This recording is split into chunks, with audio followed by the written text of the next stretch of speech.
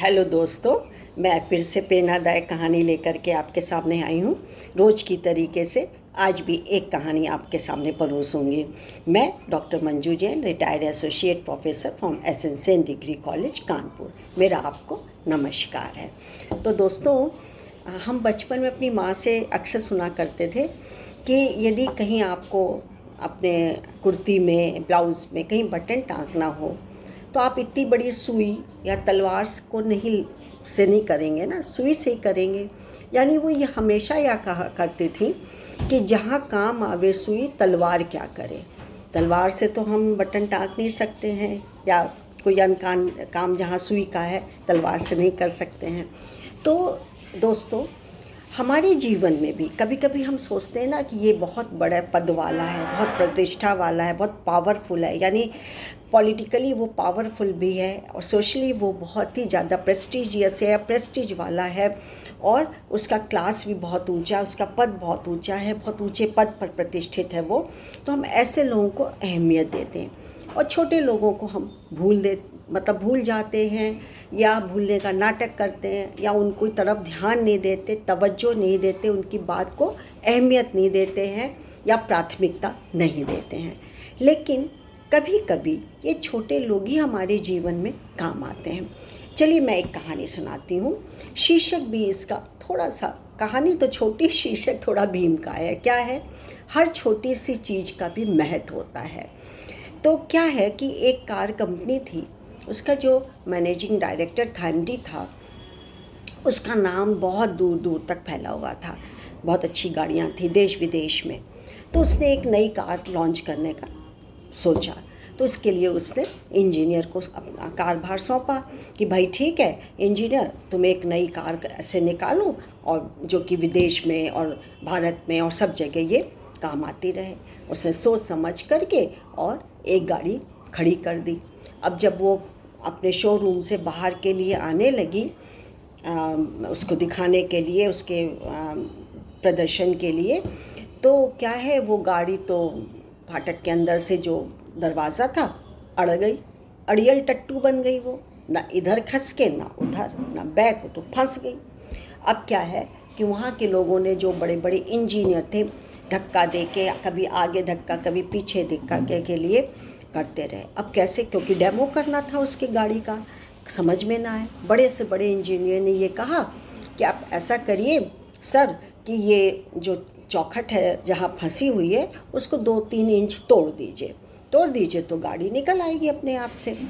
तो ये तय हुआ। तो इतने में दूसरा इंजीनियर बोला कि या ये करते हैं कि गाड़ी को ऊपर से काट देते हैं, थोड़ा सा 2-3 इंच जितनी मुश्किल हो रही है उतना हम काट देते हैं गाड़ी को, तो और जब बाहर आ जाएगी फिर से उसका रोपन करके वैसे के वैसे और डेमोस्ट्रेशन के लिए भेज देंगे।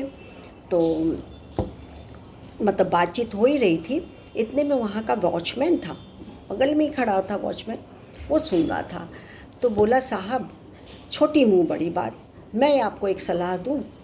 तो एमडी ने उसको ऊपर से नीचे तक निहारा। बोले, इंजीनियर हो क्या तुम? इतने बड़े बड़े इंजीनियर क्या घास खा के आए हुए हैं? बड़ी मतलब चढ़ करके बोला हुजूर एक मौका दीजिए। बोला, चल अच्छा, चलो ठीक है, तुम्हारी भी सुन लेते हैं। बस कुछ नहीं किया, चुपचाप उठा, एक छोटा सा पेचकस उसने लिया और चारों टायरों की हवा निकाल दी।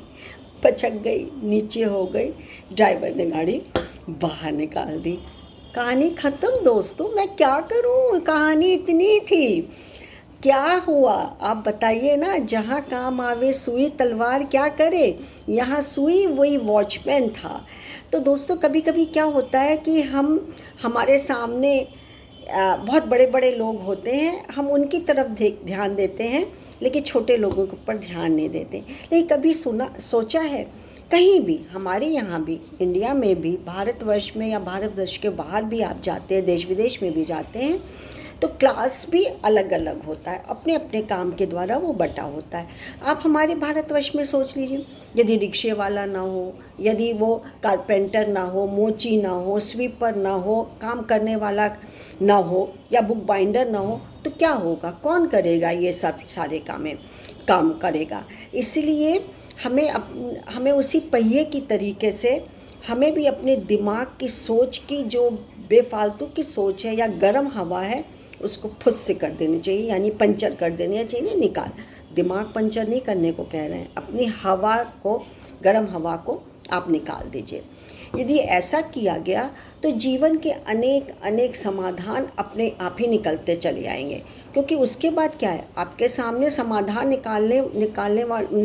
निकलवाने लोगों का आप जो कि है दायरा आपका खुद भी बढ़ जाएगा। आपकी सोच इतनी बड़ी हो जाएगी कि आपसे लोग परामर्श करने आएंगे। फिर यहाँ पे छोटा बड़ा का कोई मतलब नहीं होता है, बड़ा हो चाहे मामूली हो, लेकिन आपकी सोच के लिए और आपकी समझदारी के लिए लोग नतमस्तक होंगे।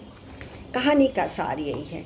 तो बच्चों, विशेषकर बच्चों और युवाओं के लिए मेरा संदेश रहता है कि बच्चों, जीवन में आप किसी का तिरस्कार छोटा समझ करके, खराब समझ के, या शारीरिक विकलांगता है, उसे अपंगता है या कोई भी ऐसा दोष है, अक्षम नहीं है, सक्षम नहीं है, वो उसमें अक्षम है, तो आप उसको नकारिए नहीं। उसकी सलाह और मशवरा को सर आँखों पर लीजिए। देखिए, आपका समाधान भी निकलता चला जाएगा और आप सफलता भी पा लेंगे। स्टोरी ख़त्म यहीं होती है।